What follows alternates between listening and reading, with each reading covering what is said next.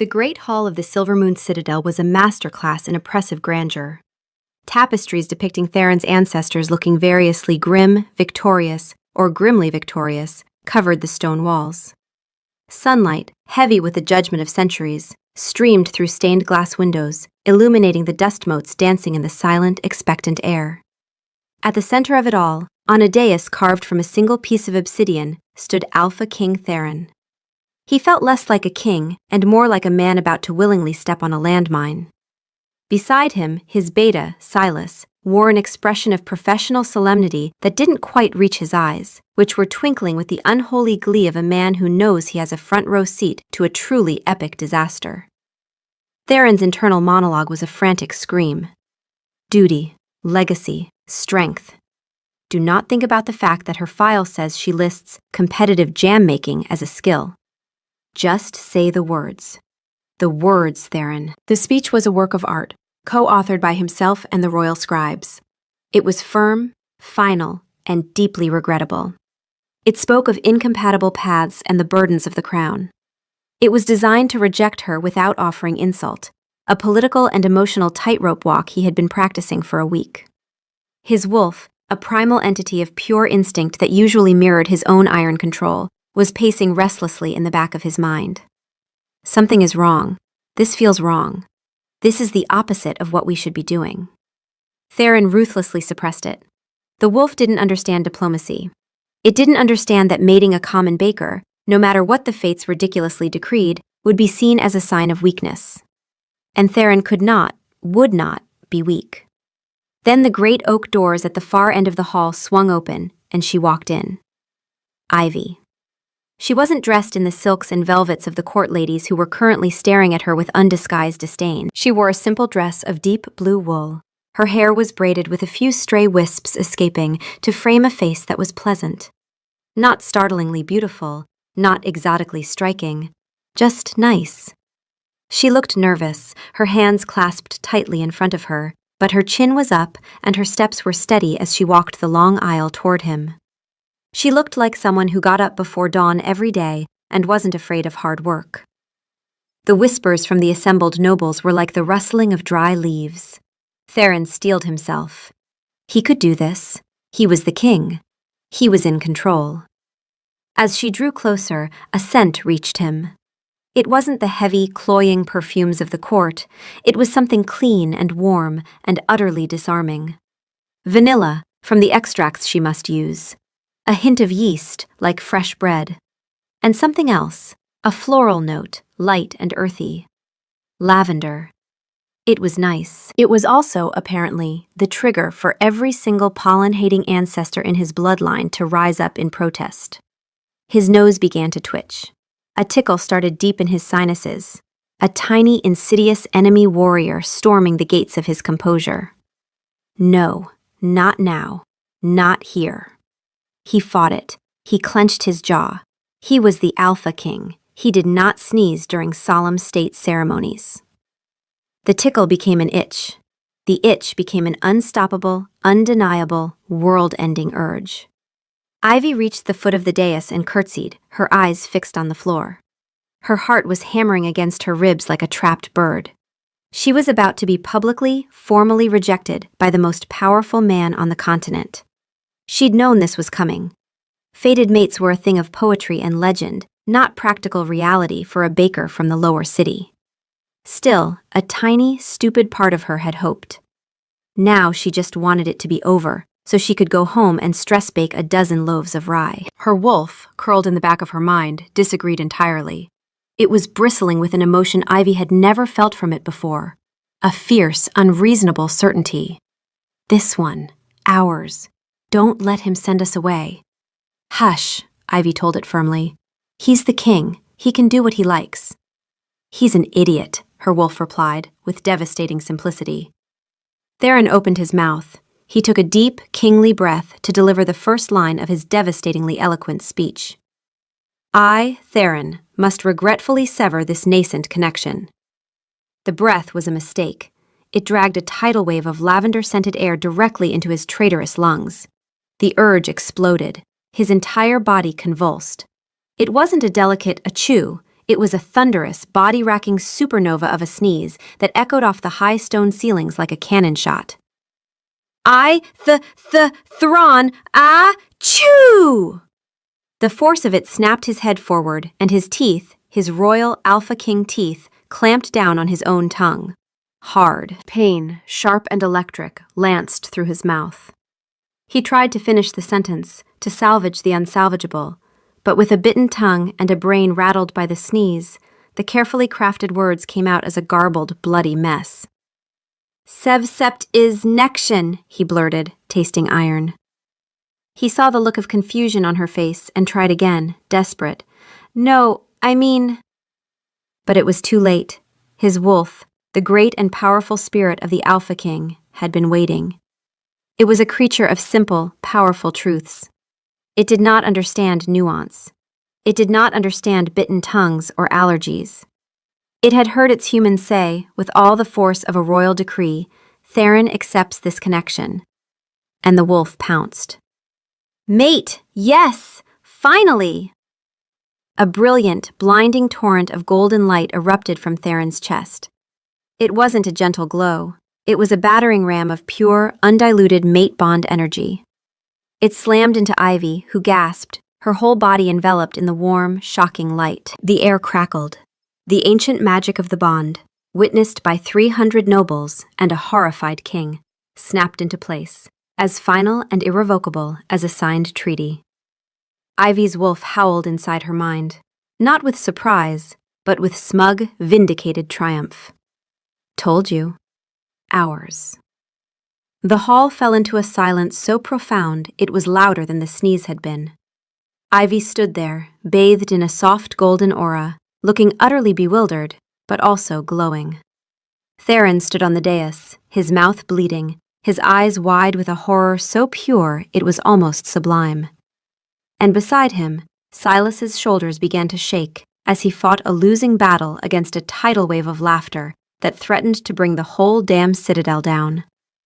The king had just mated his fated by accident. This was going to be so much worse than a landmine. The immediate aftermath was a masterclass in controlled chaos, which was to say, utter chaos barely contained by centuries of courtly protocol. Gasps rippled through the assembled nobles like a contagion. Several elderly ladies fanned themselves vigorously. The Council of Elders, a formidable tribunal of 5 shifters whose collective facial expressions suggested they had just witnessed a dog vomit on a priceless tapestry, were sputtering amongst themselves in furious whispers.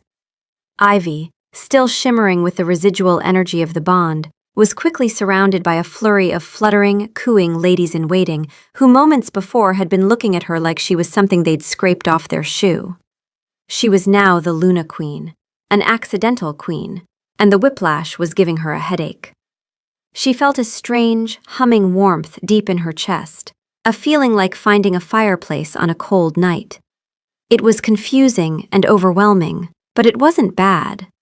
Her wolf was purring, actually purring, like a great, contented cat. "Home," it kept saying. "This is home." The Alpha King had chosen her. It had been a very strange, very loud, slightly damp choice, but the golden light didn't lie. Or so she thought. Theron didn't have time to think. He was unceremoniously hustled off the dais by 2 royal guards whose stony expressions were betrayed by the trembling corners of their mouths.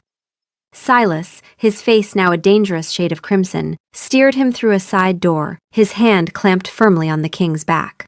The moment the heavy oak door to Theron's private study slammed shut, the dam of Silas's composure broke. He bent double, clutching his stomach as peal after peal of hysterical laughter erupted from him. It wasn't a chuckle. It was a full-throated, gut-busting howl of pure, unadulterated mirth. Sneeze!" he wheezed, tears streaming down his face.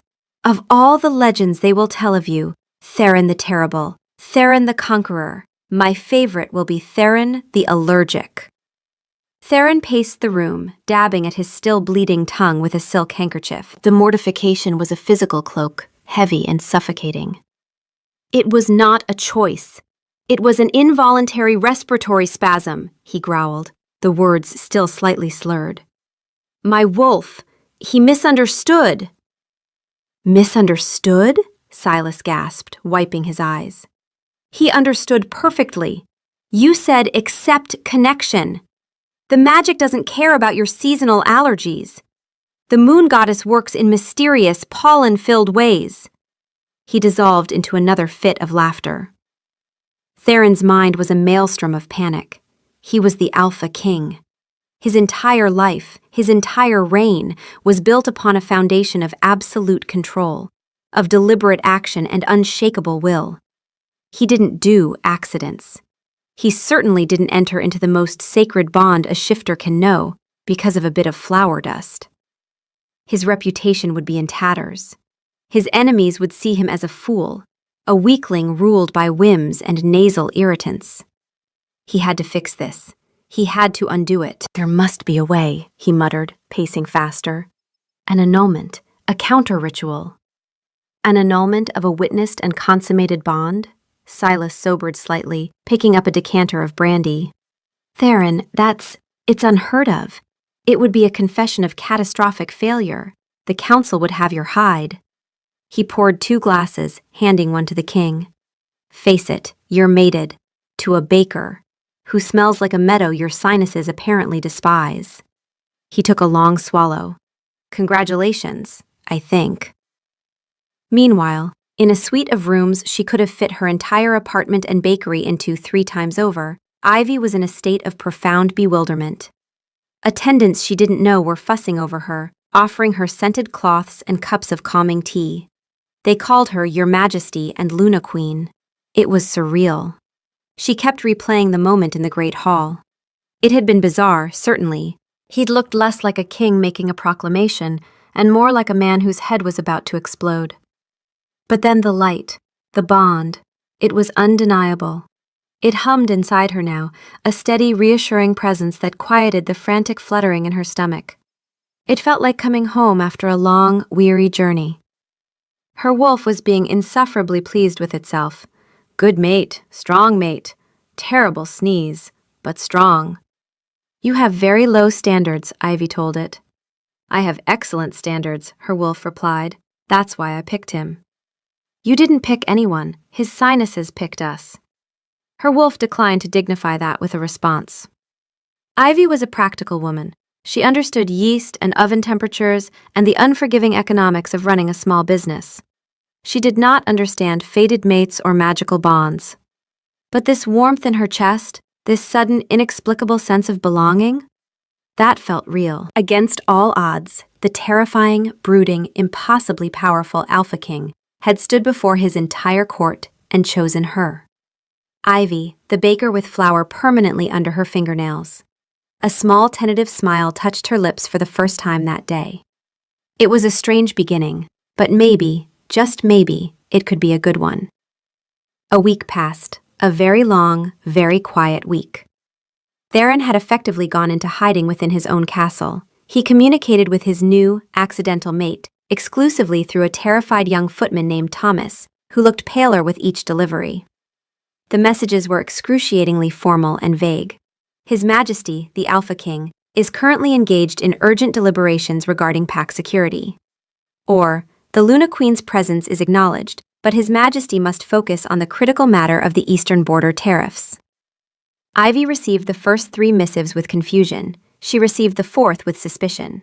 By the 5th, she was writing back. The Luna Queen acknowledges His Majesty's urgent tariff situation and sends a croissant. It is, like His Majesty's excuses, slightly overdone. Thomas delivered this message with the expression of a man carrying a live grenade. He returned without a reply. The 6th note arrived on parchment so stiff with formality it practically crinkled with self-importance. His Majesty regrets that the demands of the realm prevent him from... Ivy didn't finish reading it. She wrote on the back of the same parchment.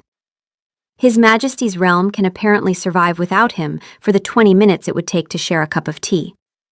Unless the eastern border tariffs are sentient and require hand-holding, in which case I worry about the state of the kingdom. Thomas was developing a nervous tic. This is embarrassing, Ivy told her wolf. who had been growing increasingly agitated with each passing day of silence. "We are being avoided by our own husband." "Go to him," her wolf urged. "Corner him. He can't hide from us." "I am not going to chase a grown man through his own castle. I have dignity." "He doesn't deserve dignity. He deserves to explain himself." Ivy's practical nature, the same instinct that told her when a doe was overproofed, was screaming that something was fundamentally wrong with this picture. This wasn't how a lovesick, newly mated alpha behaved, according to the romance novels her friend Lena devoured. This was how a man who'd made a terrible, terrible mistake behaved. But Ivy was not a woman who crumbled. She was a woman who needed. On the fourth day of silence, the castle was jolted awake before dawn.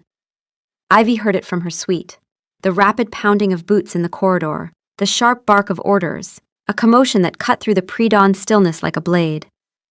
She wrapped a shawl around her shoulders and stepped into the hallway, where a white-faced attendant was hurrying past. "What's happening?" "A breach, Your Majesty. The Ashclaw Pack, raiders on the eastern border. They've attacked one of our outpost villages." Ivy followed the sound of activity to the Great War Room, a cavernous space dominated by a massive stone table carved with a relief map of the 7 territories. She slipped through the door and pressed herself against the wall, unnoticed in the controlled frenzy. What she saw stopped her in her tracks. Theron stood at the head of the table, and this was not the flustered, tongue-bitten man from the ceremony. This was someone else entirely. His presence filled the room like a physical force, a gravity that pulled every eye to him and held them there. His voice was low, measured, and absolutely terrifying in its calm. "How many raiders?" he asked, and the room went silent. 60 to 80, sire," a scout reported, still breathing hard from his ride. "Well armed. They hit the grain stores and took hostages. 12 civilians, including children." A muscle ticked in Theron's jaw. It was the only sign of emotion. When he spoke again, his words were precise, clipped, and devastating in their efficiency. "Silas, mobilize the Grey Wing. Fast strike, not a war column. I want them in and out before the Ashclaw reinforcements from the gorge can respond. Brennan, take 2 scouting parties wide on the North Ridge. They'll have a rear guard in the tree line, they always do. Find them and pin them." He traced a line on the stone map without looking down, his fingers finding terrain features from memory. "I want the hostages extracted before engagement. No civilian casualties. If the Ashclaw Alpha wants a conversation about this, he can have it with me directly, and he will not enjoy it." There was no hesitation, no fumbling. Every commander in the room moved with the immediate, bone-deep certainty that comes from following a leader who has never once given an order he didn't mean. One of the younger officers, a newly promoted captain, asked about the rules of engagement. Theron's eyes landed on him, and the temperature in the room seemed to drop by several degrees. "The rules of engagement," Theron said quietly, "are that those are our people, and those are their children. And if a single one of them is harmed because we moved too slowly or too cautiously, I will hold every wolf in this room personally accountable, starting with myself." He held the captain's gaze until the younger man physically swallowed. "Move." They moved. The room emptied with the disciplined speed of a machine. Theron remained at the table, already reviewing contingency positions, his mind 3 steps ahead of the crisis. He didn't see Ivy standing in the shadow by the door, watching him with an expression she couldn't quite name. Her wolf was very still inside her, not purring, not snarking, just watching, with a focus that felt almost reverent. "That," her wolf said quietly, "is why the fates chose him." Ivy said nothing, but something shifted in her chest, a recalibration. The man who couldn't look her in the eye over breakfast was the same man who had just deployed a military response with the cold precision of a surgeon and the protective fury of a father. He wasn't weak. He wasn't incompetent. He was a king who could command a war room without raising his voice. He was just utterly, catastrophically useless at everything involving her. The distinction, she realized, was important. The border crisis was resolved within 18 hours.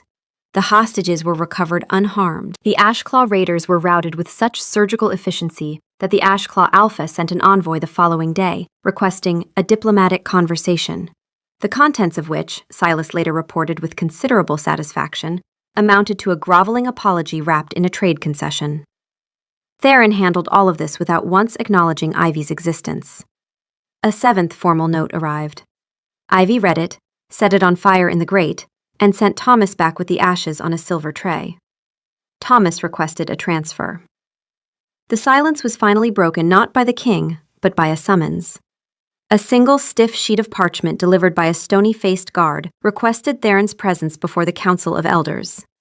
Immediately. When he entered the council chamber, the air was thick with disapproval. The 5 elders were seated around a polished mahogany table. The eldest, a severe-faced elder named Boren, was the first to speak. "Your Majesty," he began, his voice grave. "We have convened to discuss the unusual circumstances of your recent bonding." Theron stood tall, projecting an aura of kingly authority he did not feel. "The bond is complete. The matter is settled." "Is it?" Another elder, a sharp-eyed she-wolf named Corwin, leaned forward. The acceptance was unconventional. It lacked the traditional declarations of affection. It possessed all the romantic gravitas of a man choking on a fishbone. The other elders nodded in grim agreement. "We have been observing," Boren continued. "There has been no public appearance, no shared meals.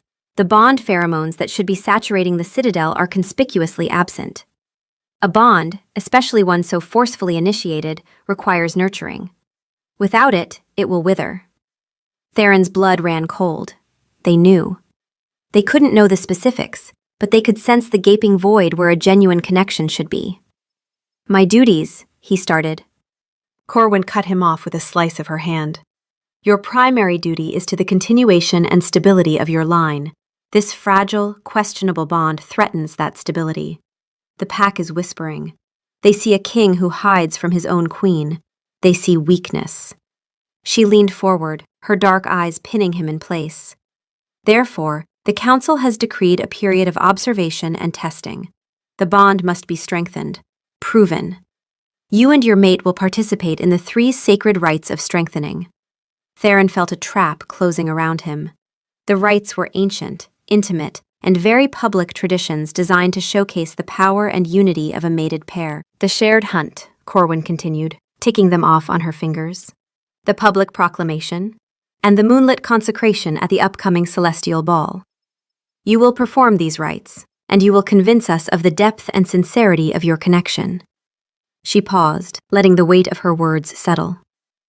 "If, at the conclusion of these rites, the council is not satisfied that this is a true, soul-deep bond blessed by the goddess, and not the result of some momentary affliction, we will have no choice but to declare it invalid. The bond will be forcibly severed." Annulment. The word hung in the air, a historic, soul-crushing disgrace. An Alpha King whose mate bond was voided by his own elders. It would be a stain on his reign he could never wash away. He was trapped.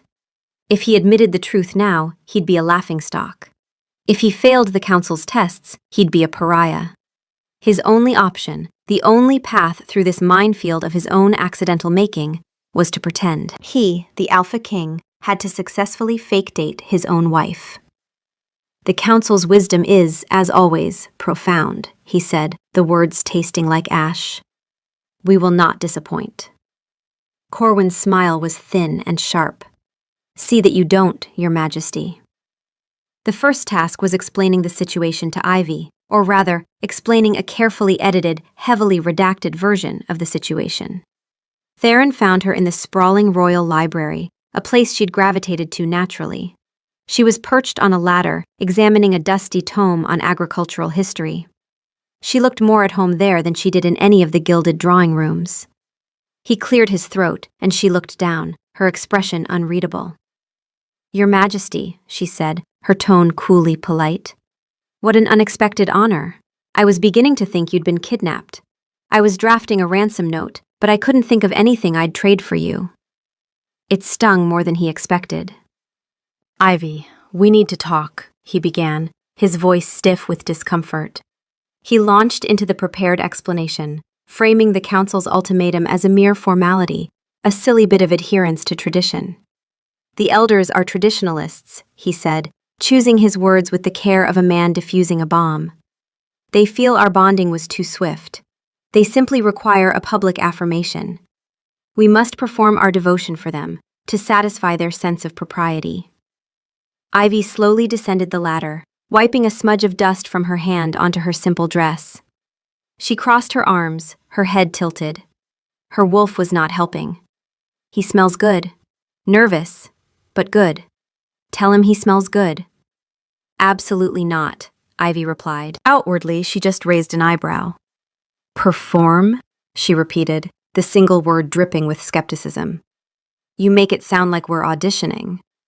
Which is interesting, because in my experience, when someone hides from you for a week and then asks you to pretend to love them for an audience, the word for that isn't tradition. It's suspicious. Theron's jaw tightened. It is merely a gesture to appease them. The shared hunt is first, a tradition. It will be simple. Ivy's suspicionometer, which had been blinking a steady red for 7 days, began to wail like a siren. But what choice did she have? Refusing would cause a scandal, and she was already the source of one scandal too many. Fine, she said, her voice flat. I'll be in your play, Your Majesty. But if this is a production, I should warn you. I was once in a village pantomime, and I played the back half of a horse. I'm told my commitment to the role was unsettling. Theron blinked. He had no idea what to do with that information. Just follow my lead during the hunt. Ivy's expression could have curdled fresh cream. Oh, I can't wait. The day of the shared hunt arrived, shrouded in a mist that mirrored Theron's mood. The rite was a sacred ballet of primal grace, a testament to the synergy between a mated pair. In their wolf forms, they were meant to move as one, to anticipate each other's thoughts, to track and fell a great stag in a display of beautiful, lethal unity. It was a cornerstone of alpha lore. It was also, Theron was about to discover, doomed.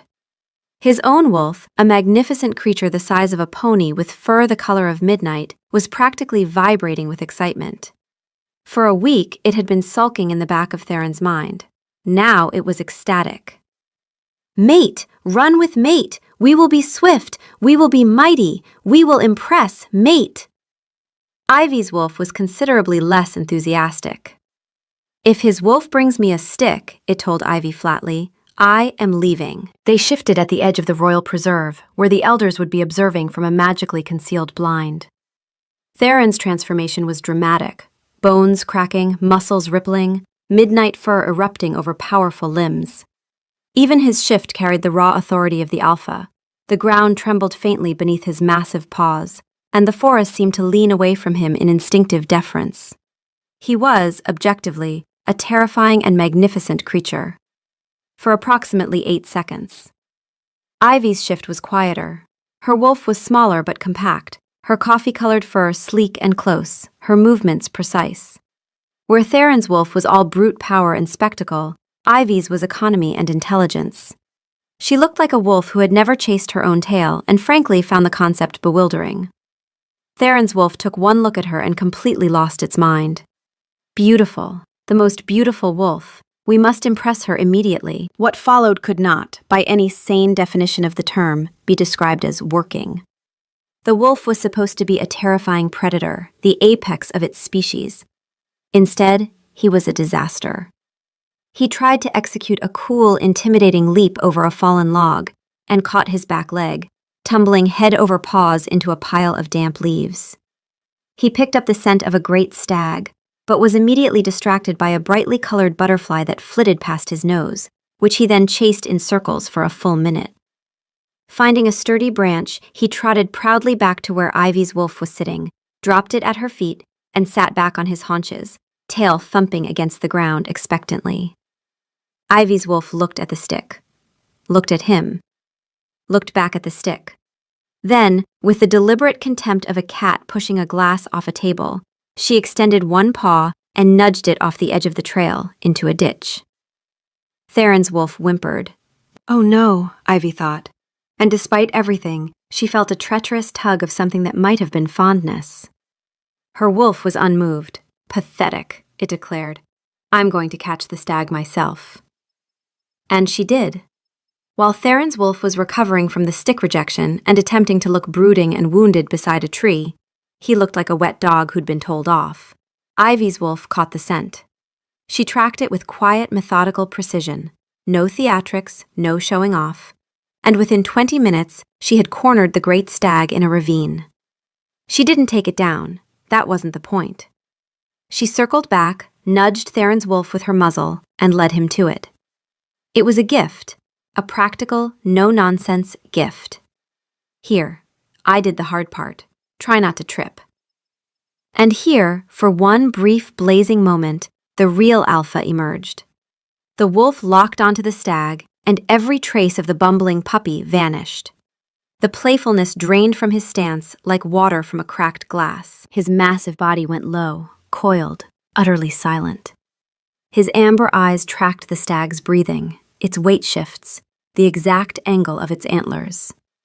When he moved, it was a single, explosive burst of lethal precision. No wasted energy, no performance, just pure predatory mastery. The stag never saw him coming. It was over in a heartbeat. Ivy's wolf went very still.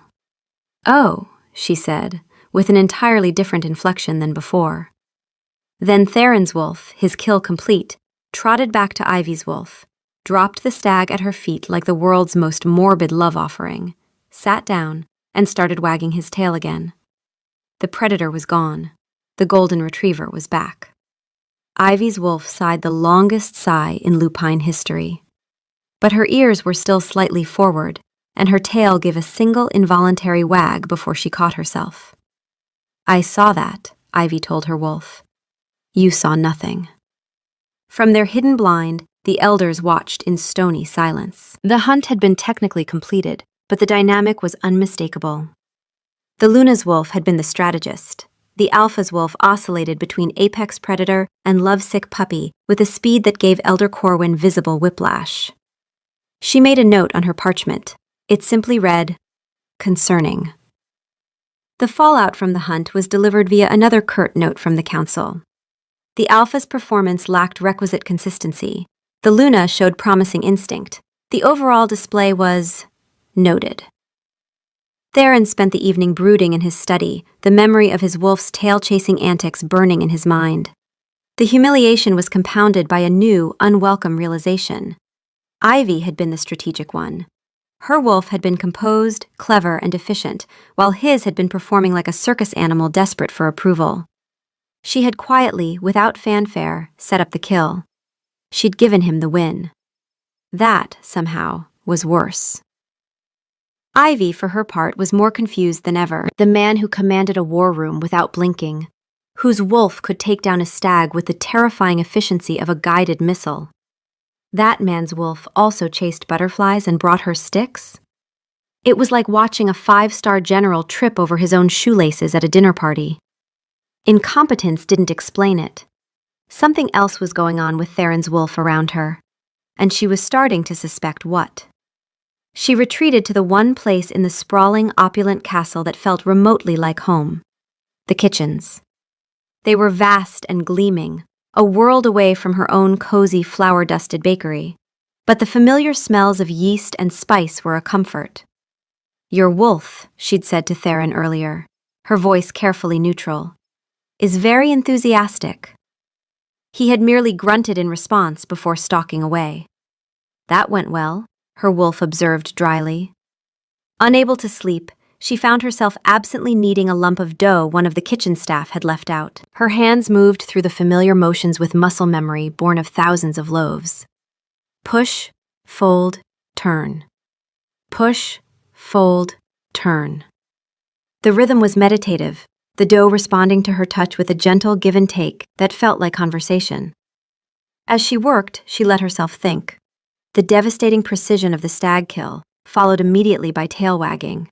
The military genius of the border response, followed by a week of hiding behind a footman. It was like trying to make dough without salt. All the right actions, but something essential was missing.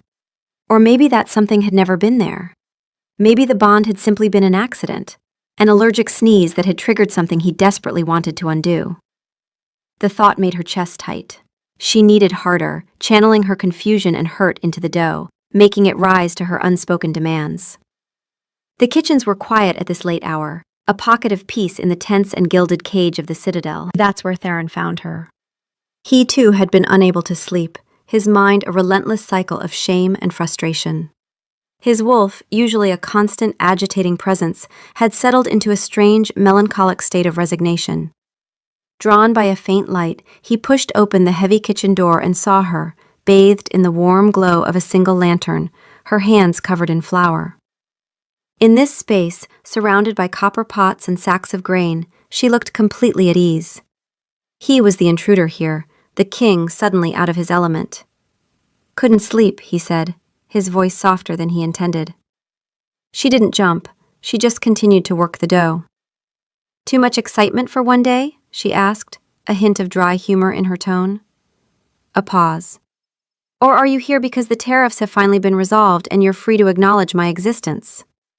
The barb landed. He deserved it. I know I've handled this poorly." "Poorly," she repeated, still not looking at him. "A man who drowns in a puddle has handled swimming poorly. You've been treating me like a mistake you're hoping will quietly disappear. That's not poor handling. That's cowardice." The word hit him like a slap. His wolf winced. She's right. We are a coward. "Not helping," Theron told it. He leaned against a massive butcher's block, the cold stone a contrast to the warmth of the room. "I suppose I deserved that." "You suppose." Her hands stilled on the dough. She finally looked at him, and her expression wasn't angry, it was tired. "I didn't ask for this either, you know. I had a bakery. I had a life. I had a sourdough starter I'd been feeding for 3 years. Now I have a husband who communicates exclusively through a terrified footman, and a wolf that keeps trying to bring me sticks." She paused. Though I'll admit, the same wolf apparently took down that stag like it was nothing, which makes the stick thing even more confusing. Something shifted in Theron's expression. Not embarrassment, something rawer. "He's different around you, my wolf. Around everything else in my life, he mirrors me. Controlled, focused.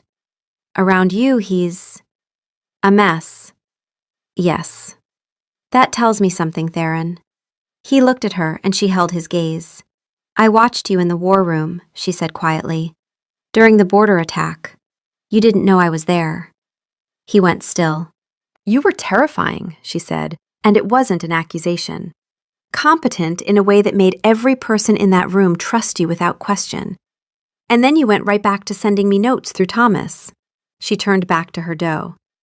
"So either you're the greatest actor alive, or there's something about me specifically that makes the most capable man in 7 packs completely fall apart. And I'd like to know which one it is." For the first time, there were no guards, no counsel, no expectations. It was just them, 2 strangers bound by a cosmic accident, surrounded by the comforting quiet of the night. "The second one," he said, so quietly she almost missed it. She didn't look up, but her hands slowed on the dough. "What were you like?" she asked, her tone shifting, the sharpness giving way to genuine curiosity. "Before you were king. Was your wolf always such a show-off?" "No, he was as serious as I was." He found himself talking, the words coming more easily than they had all week. He spoke of the crushing weight of the crown he'd inherited too young, the constant performance of strength, the profound loneliness of being at the top, where every interaction was filtered through a lens of power and politics. "No one just talks to the king," he admitted. "They talk to the crown." She was quiet for a moment. When she spoke again, the sarcasm was gone. "That sounds lonely." She saw it then, not the alpha king, but the man beneath, the one whose wolf wanted to play fetch. "For what it's worth," she added quietly, "I'm not talking to the crown right now."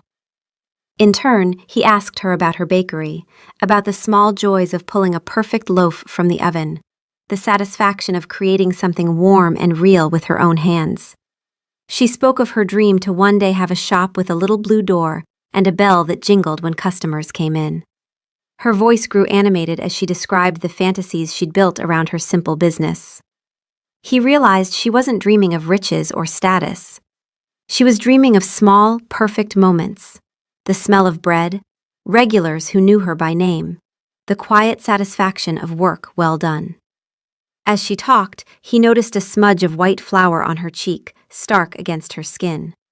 Without thinking, without the usual layers of calculation and caution, he reached out. His fingers, calloused from sword training, were surprisingly gentle as he brushed the flour away. The moment his skin touched hers, a jolt went through them both. It wasn't the overwhelming magical force of the bond. It was quieter, subtler, and 1,000 times more potent. A spark of pure, unscripted chemistry. Her breath hitched. His hand froze, hovering near her face. They just stared at each other, the space between them charged with a sudden, breathtaking intimacy. The world narrowed to the scent of bread, the soft light, the warmth of her skin. Ivy's wolf was purring again. "See? Good mate, just stupid."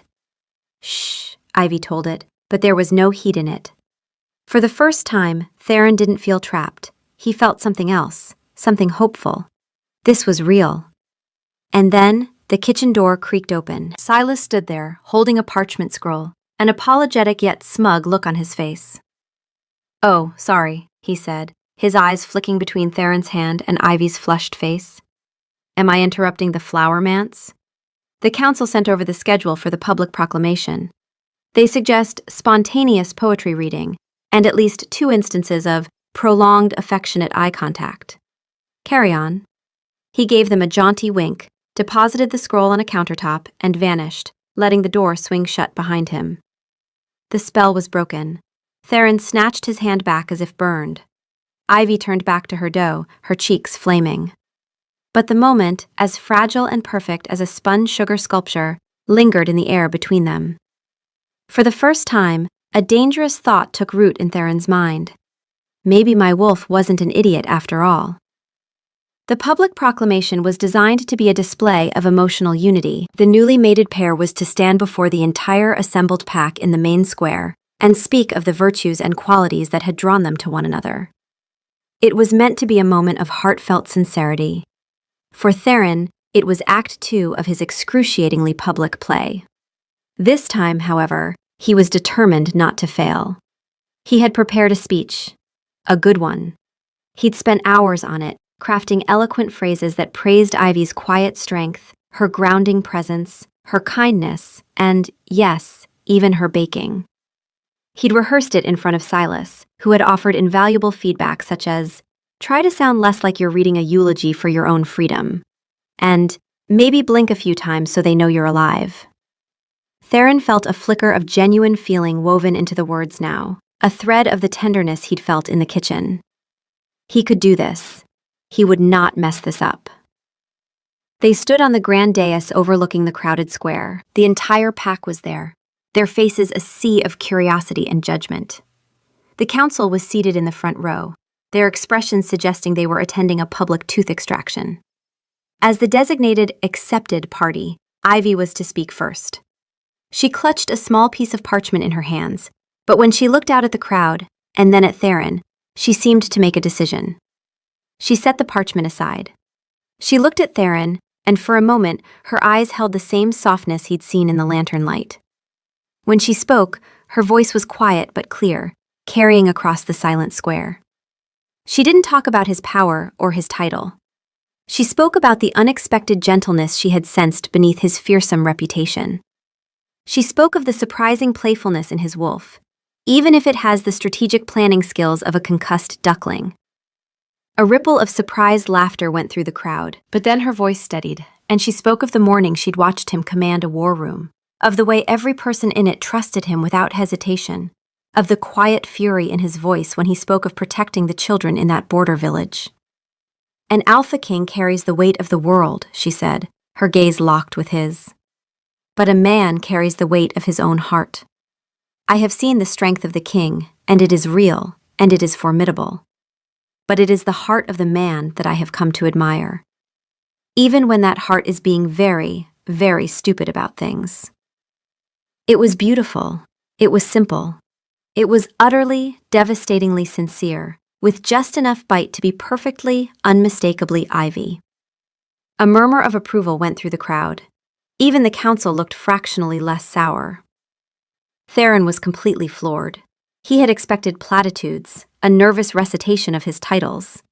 Instead, she had looked past the crown, past the legend, and had seen him, the king and the man, the warrior and the idiot.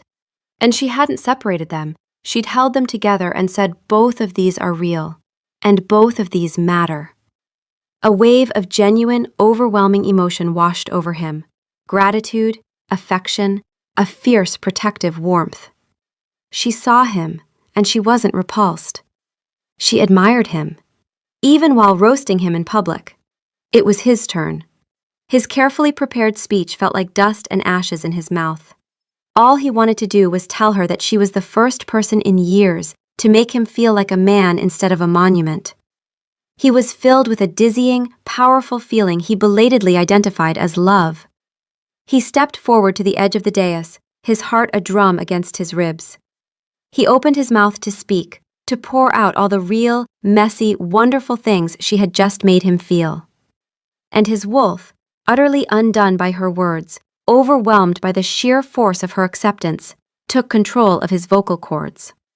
A howl, a deafeningly, mortifyingly, deeply lovesick howl erupted from his throat, echoing across the stunned silence of the town square.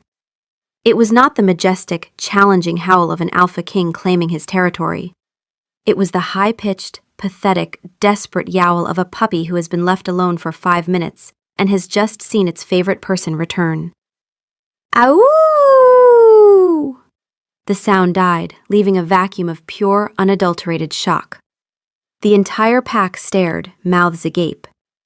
Theron slammed his jaw shut, his face burning with a heat that had nothing to do with the midday sun. His wolf was now whining pitifully in his mind. Mate said nice things. Howl for mate. Howl more. From the crowd, a tiny child's voice rang out in the silence. Mummy, the king sounds like our dog when we leave for market. Ivy pressed her lips together very, very hard. Theron tried to speak again, to salvage something, anything. He cleared his throat. Ivy is, he began, but all that came out was a strangled, high-pitched squeak. Defeated, he gave up. He simply gave a stiff, jerky nod, grabbed Ivy's hand in a grip that was probably too tight, and power-walked off the dais, pulling her along with him. Ivy let herself be pulled, but once they were out of sight of the crowd, she stopped walking. Theron turned, bracing for her disgust, her mockery. She was biting the inside of her cheek so hard her eyes were watering. That, she said, her voice trembling with the effort of not laughing, was the worst speech I have ever heard. And I once watched a man propose to his girlfriend by accidentally reading his grocery list. It was the wolf. It's always the wolf. But her voice was gentle, and when she squeezed his hand, which he realized he was still holding, she didn't let go. For what it's worth, she said quietly, it was the most honest thing you've said to me since the ceremony. He looked at her, startled. I mean, it was horrifying, she added. Truly, impressively bad. But I could feel it through the bond. You meant it. His wolf, for once, was quiet, just radiating a soft, warm certainty. See, she understands. The final test loomed, the moonlit consecration, a formal rite to be held during the grand celestial ball. The pressure was now immense, a physical weight on Theron's shoulders. If they failed this, the council would proceed with the annulment. The thought, which weeks ago would have been a relief, was now a spike of ice in his gut. He didn't want the annulment. He wanted Ivy. He wanted the chaotic, confusing, surprisingly wonderful life that had been thrust upon him. The problem was, he wanted it for real, and he was still trapped in the lie of how it began. He was a wreck. He was the Alpha King, a man who commanded armies and negotiated peace treaties, and he was completely terrified of losing a baker who thought his wolf was a concussed duckling. Ivy, meanwhile, had moved past suspicion into full-blown investigation. The disastrous proclamation had been the final clue, the weird, explosive acceptance, the clumsy, attention-seeking wolf, the constant state of flustered panic he seemed to live in, and now the lovesick howl of a teenager. It didn't add up. She was discussing it with her best friend Lena, another baker from the city who had been brought to the castle as her lady-in-waiting, a role Lena found hilarious. "It's like he's allergic to being your mate," Lena said bluntly, dusting flour off her apron, which she insisted on wearing over her fancy silk gowns. "One minute he's looking at you like you hung the moon, the next he's short-circuiting like you poured water on him." The word clicked in Ivy's mind with the force of a revelation. Allergic.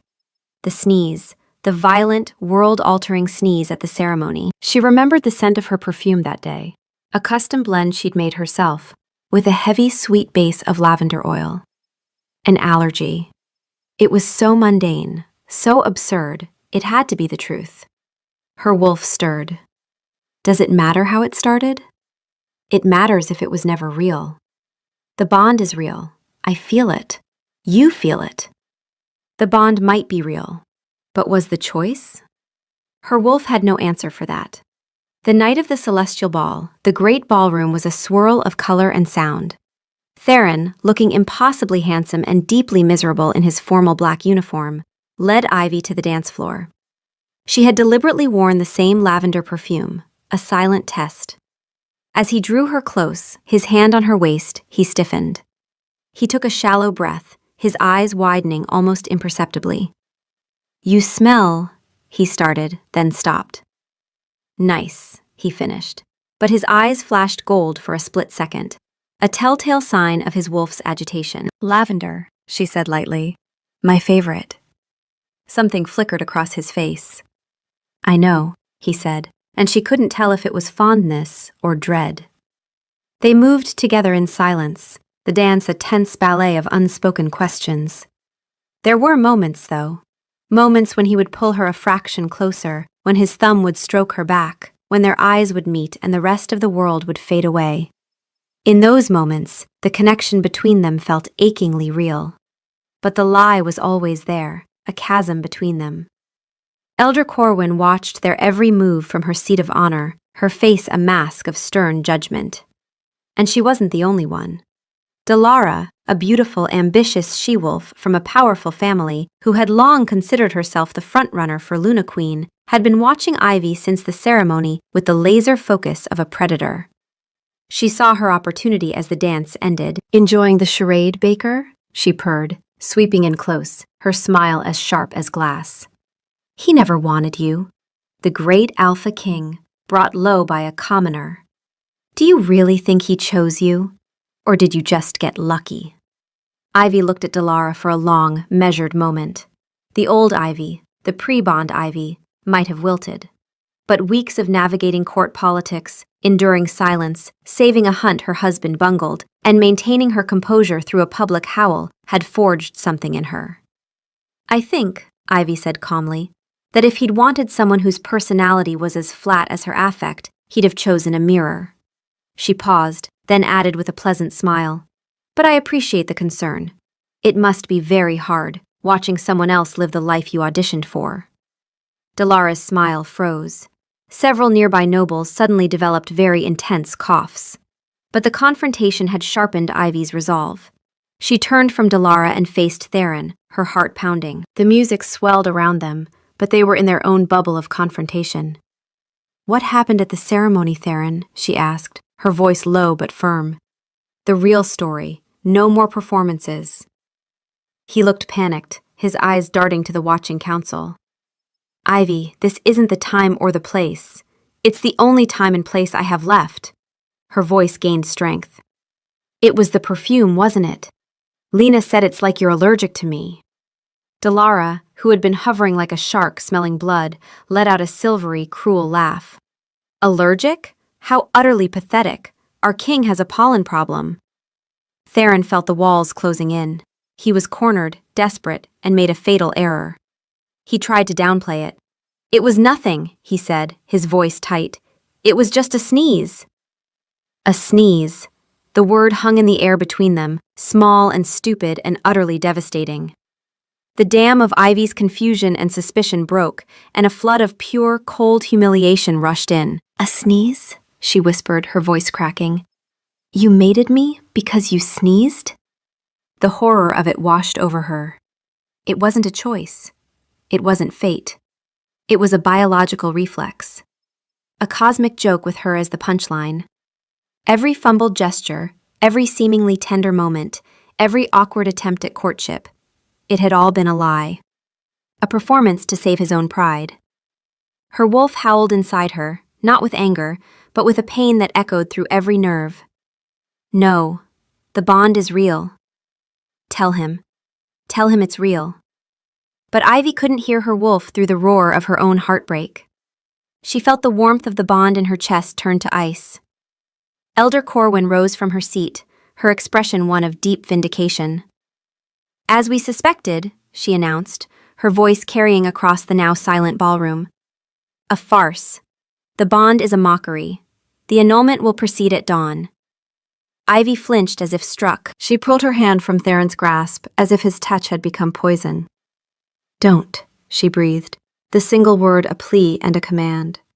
Her eyes, shimmering with unshed tears, were full of a pain that cut him deeper than any blade. And then she turned and fled the ballroom, the crowd parting before her like the sea. Theron was left standing alone in the center of the floor, the truth exposed, the lie shattered, having lost the one thing in his life he had just realized he couldn't live without. The silence that descended upon the ballroom was Theron's judgment. It was absolute and suffocating. 300 pairs of eyes were fixed on him, a mixture of pity, scorn, and morbid curiosity. Delara looked triumphant. The council looked vindicated. He just felt hollow. Silas materialized at his side, for once not laughing. He placed a heavy hand on Theron's shoulder. Go after her, you idiot, he murmured, his voice low and urgent. Now. But Theron was frozen, paralyzed by a shame so profound it felt like it had turned his bones to lead. He had built his life on a foundation of honor and strength, and he had just been exposed as a man who had lied to his mate, to his pack, and to himself, all to avoid embarrassment. Silas grabbed his arm, his grip iron. Theron, his voice was no longer gentle. I have watched you lead armies. I have watched you face down enemies who would make grown men weep. And right now, you are standing still while the woman who just defended your heart to an entire crowd walks away thinking none of it was real. He shoved him, hard. Move your feet.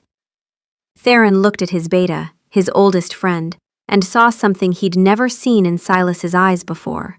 Genuine disappointment. It broke through the paralysis. But he didn't go after her. Not yet. Because Silas was right. He had lied. And showing up at her door with another pretty speech would be just another performance. She deserved more than words. She deserved proof. Ivy had fled to the only place that felt like hers, her old, small room above the bakery in the lower city. The royal guards at the gate had tried to stop her, but the look in her eyes, the look of a wounded animal, had made them step aside. The room was just as she'd left it, filled with the comforting smell of old wood and cool flour.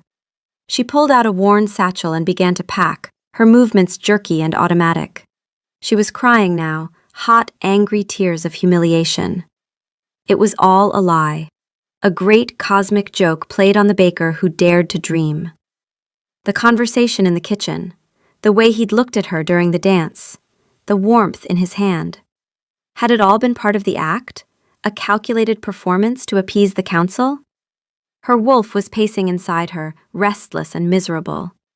The bond is real. I feel him. He's in pain too. Of course he's in pain.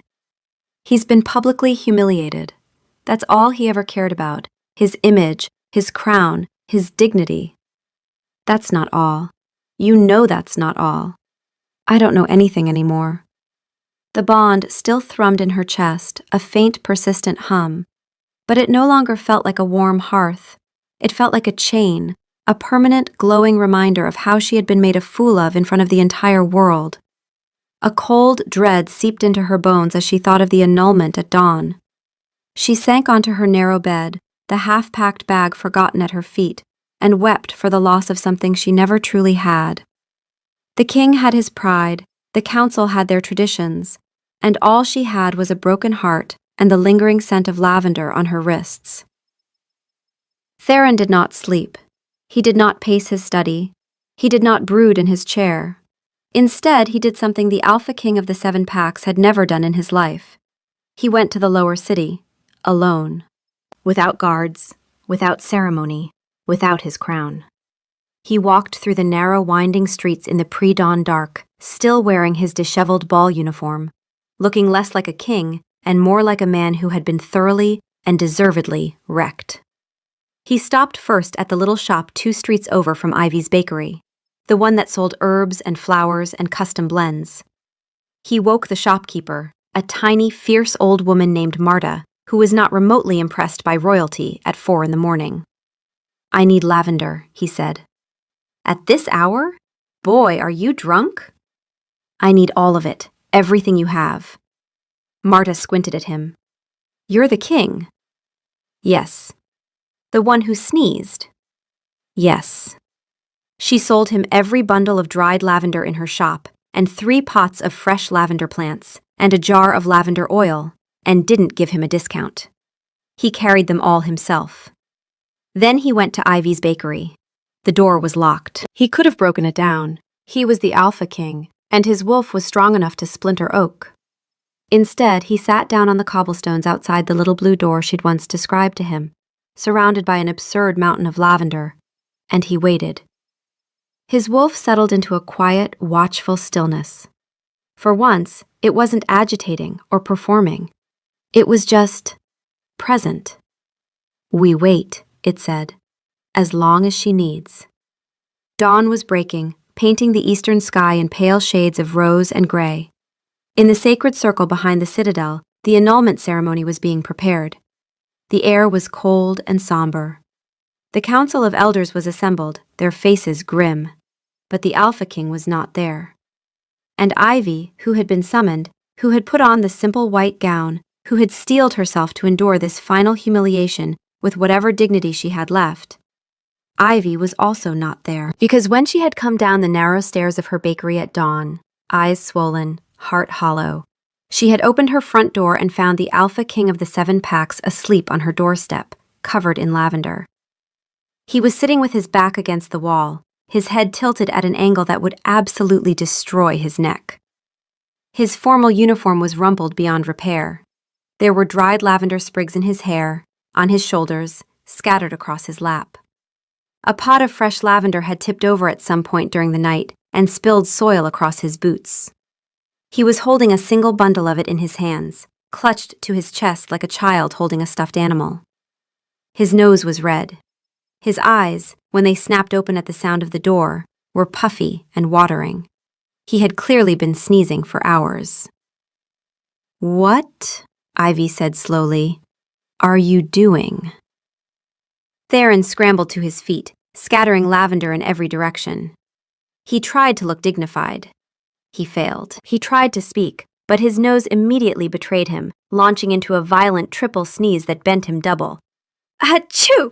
Achoo! Achoo!" He straightened, eyes streaming, and held out the bundle of lavender toward her, like a man presenting a sword to his liege. His voice, when it came, was hoarse, stuffed up, and completely, utterly sincere. "This is your favorite," he said, his nose running. "Lavender. It makes me sneeze so hard I can't see straight, and it will probably make me sneeze for the rest of my life. And I don't care.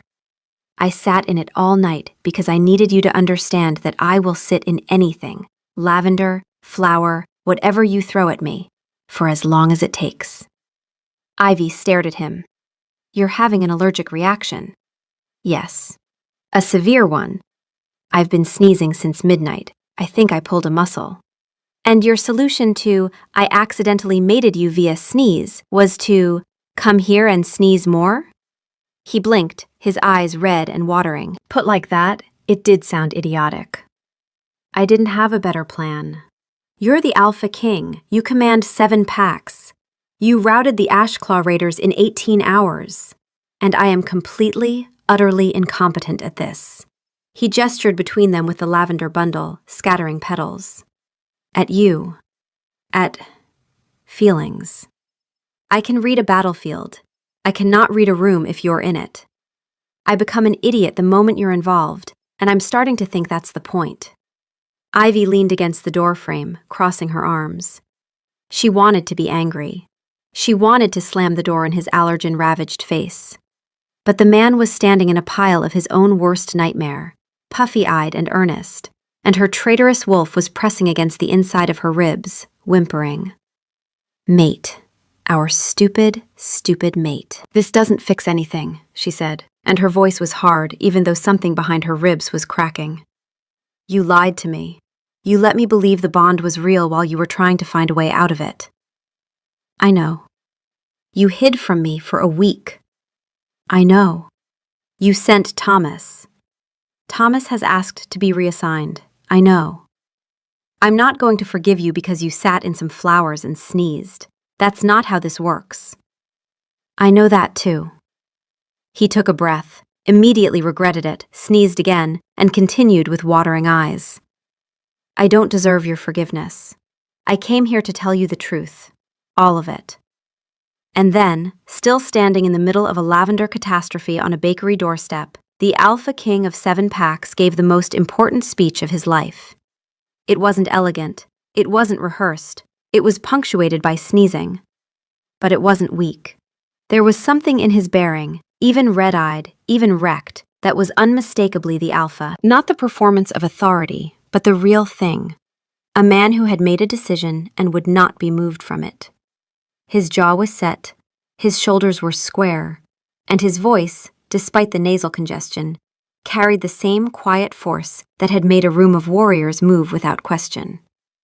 I was going to reject you, he said, and the honesty of it hung raw in the morning air. I had a speech. It was beautiful and cruel and designed to protect my pride. And when you walked into that hall, my wolf, achoo! My wolf recognized you before I could even finish a thought. He tried to tell me. I silenced him. Because I was afraid. He wiped his eyes with his sleeve, and the gesture was human, but the man behind it was not diminished by it. The sneeze wasn't the reason for the bond. It was the opportunity. My wolf hijacked the only opening he had because I was too arrogant and too terrified to do the right thing on my own. And instead of thanking him, instead of thanking the goddess, instead of getting on my knees and thanking you for being the person the fates chose for me, I tried to undo it. I hid. I sent formal notes to my own wife. I treated the best thing that ever happened to me like a problem to be managed. He stepped closer, and his voice didn't soften into pleading, it settled into something bedrock solid. The kitchen wasn't a performance. The flower on your cheek, that was the most real thing I've felt in years. The way you talked about your bakery, your blue door, the bell, achoo! I wanted to build you that door. I still want to build you that door.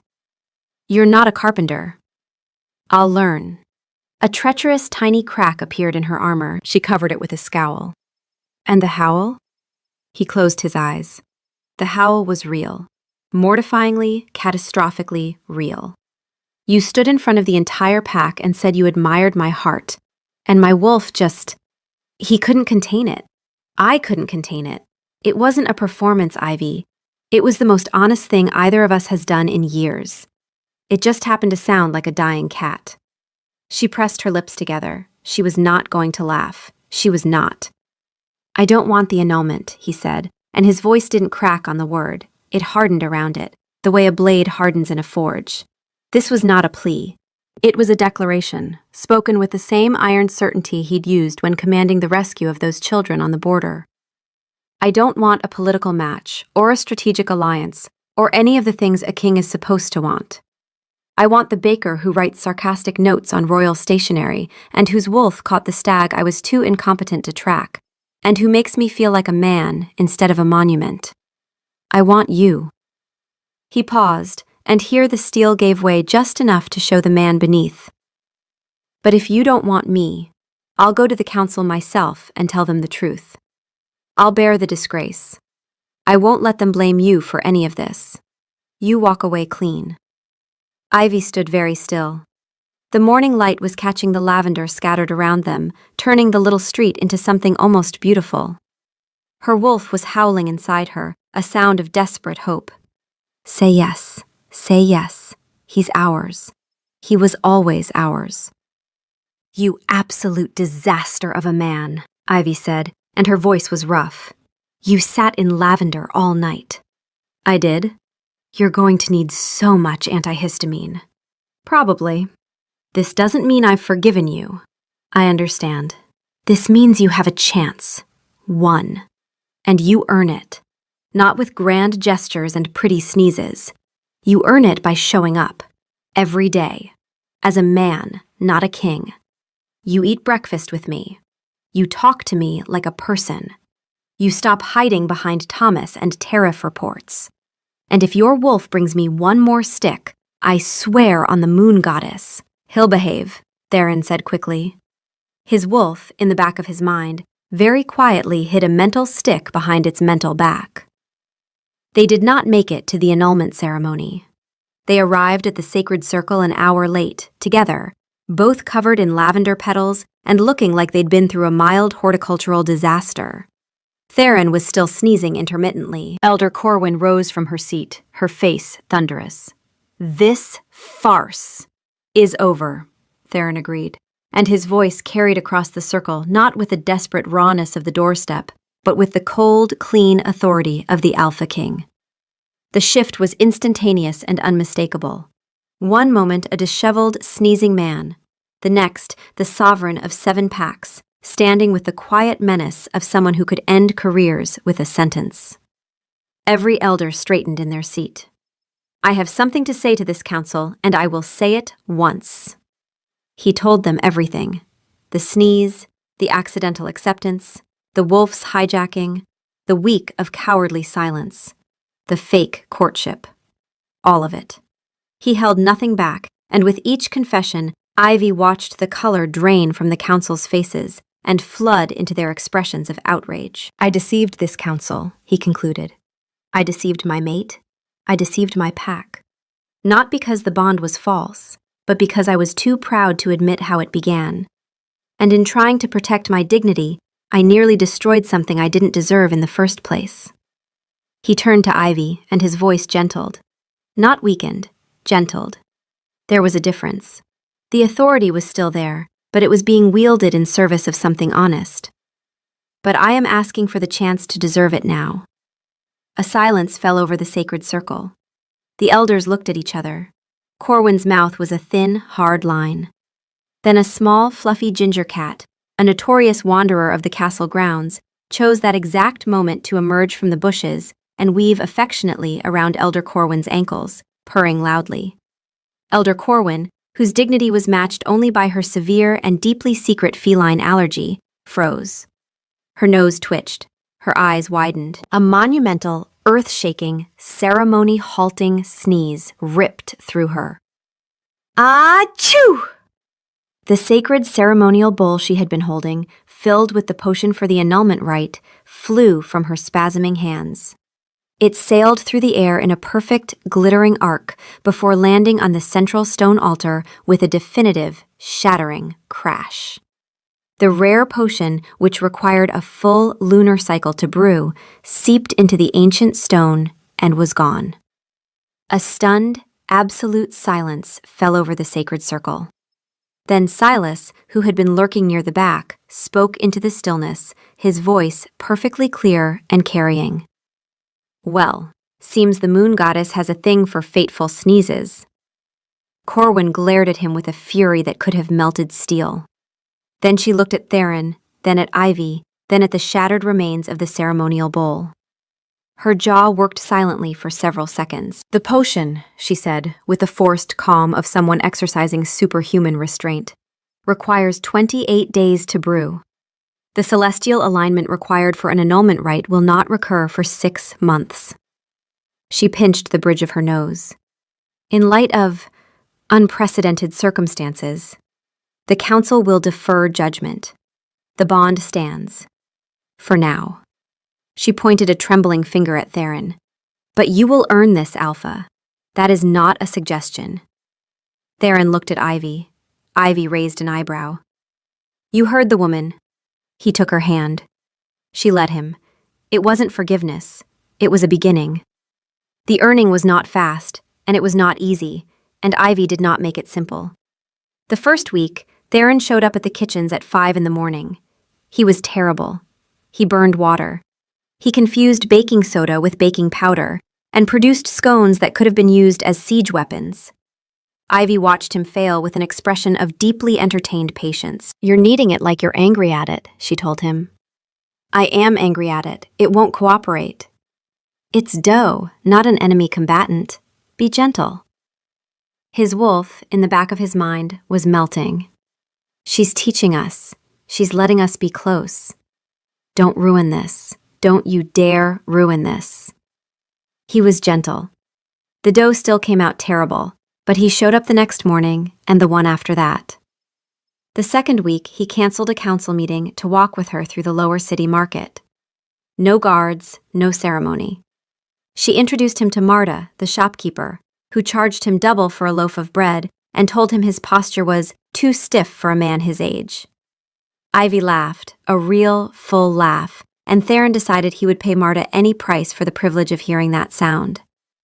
That same week, a border dispute with the Ironmaw pack escalated into a formal challenge. Their alpha, a scarred brute named Volchek, arrived at the Citadel with 50 warriors at his back and issued a territorial challenge in front of the assembled court.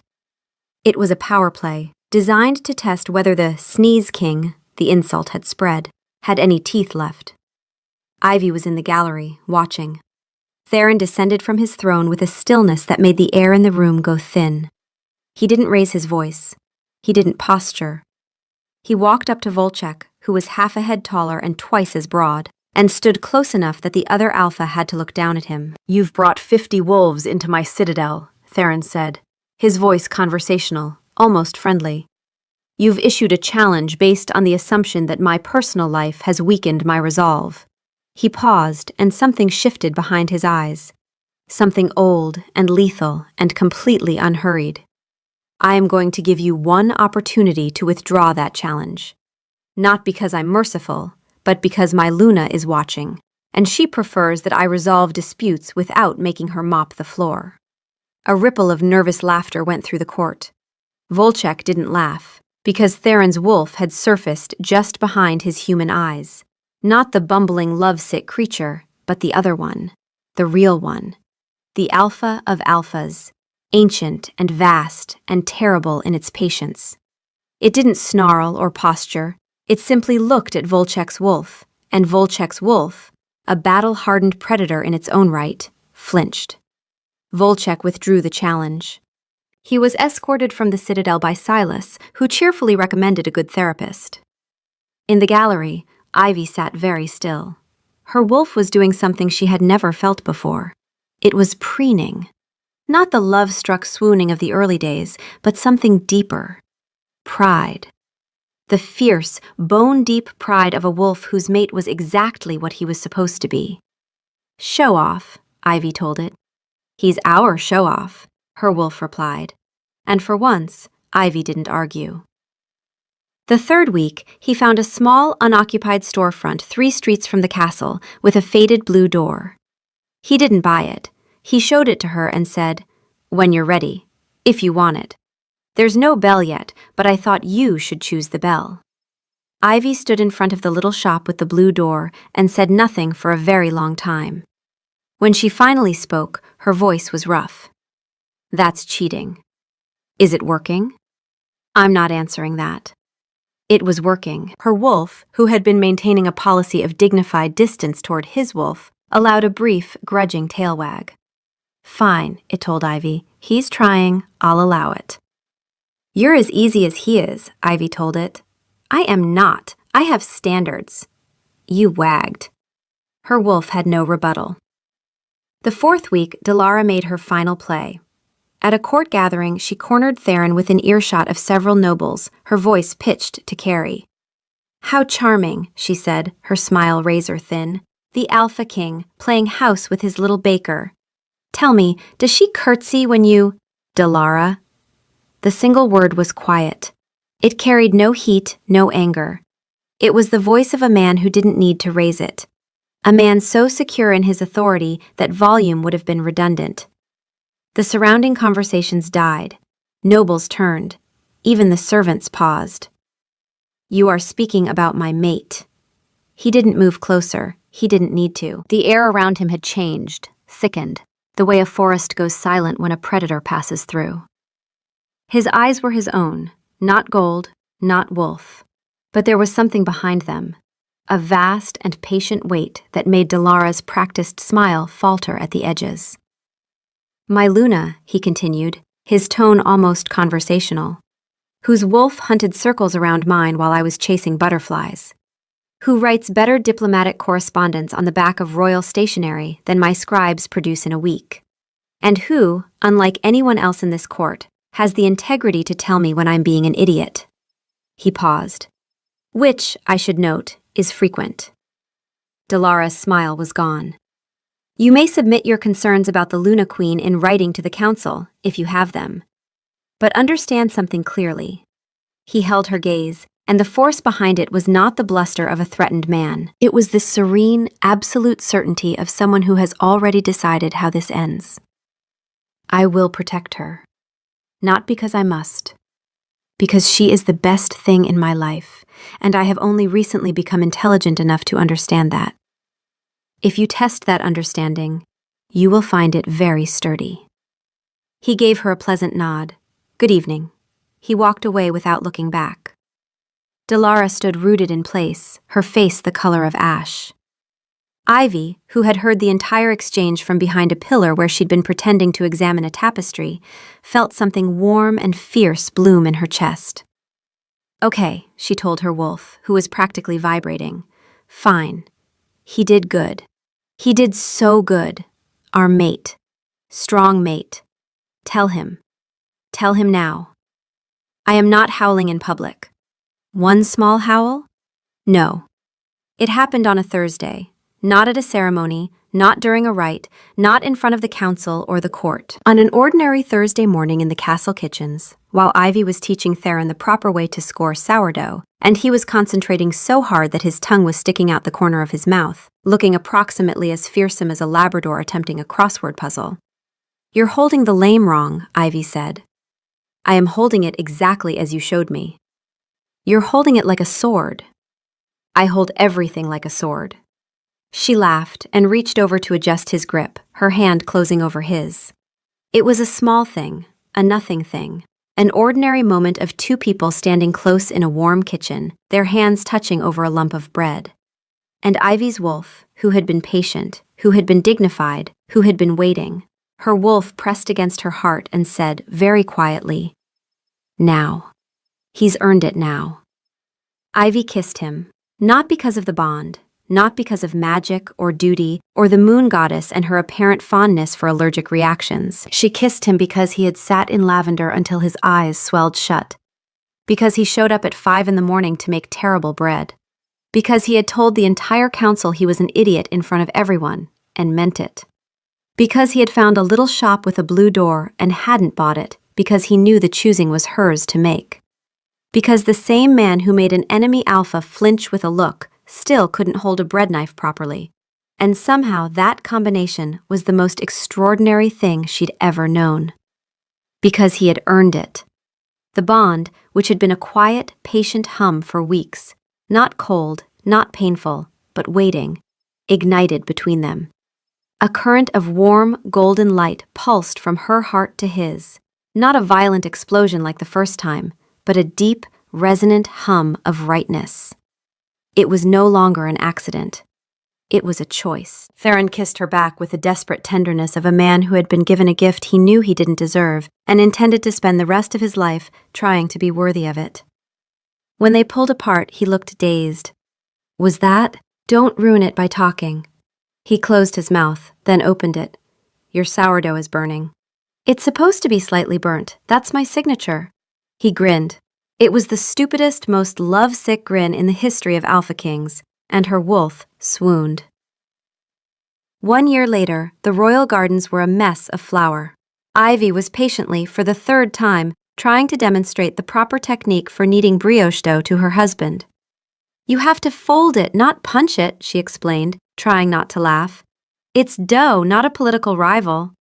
Theron, the alpha king of 7 packs, scowled at the sticky lump on the marble tabletop. He was covered in a fine white dusting, which somehow made him look less like a fearsome monarch and more like a very large, very confused pastry assistant.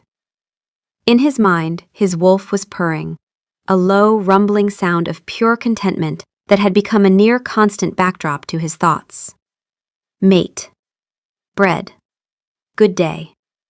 Their reign was unconventional. Council meetings were now mercifully shorter and always included a plate of Ivy's latest baking experiment, a development that had dramatically improved diplomatic relations. Elder Corwin still looked like she was chewing on something sour, but she had been spotted, on one occasion, taking a second scone. This was considered a seismic diplomatic breakthrough. Theron was still formidable where it mattered. 3 packs had tested the new order in the first 6 months. 3 packs had been swiftly, decisively reminded why the Alpha King of 7 packs had that title. The Ashclaw Alpha had not looked Theron in the eye since their diplomatic conversation.